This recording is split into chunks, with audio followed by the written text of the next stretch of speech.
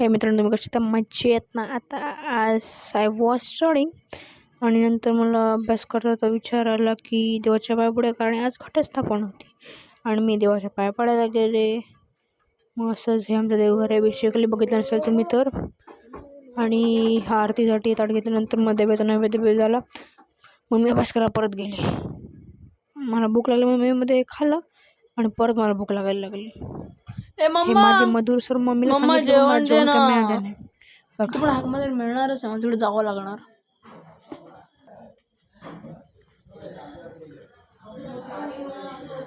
मला जेवण मिळणार आहे की नाही पटकन.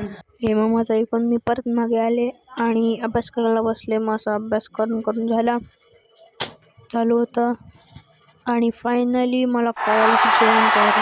डाळ, मालपोळा आणि काय काय असं भरपूर प्रकार होते ते मी खाल्ले आणि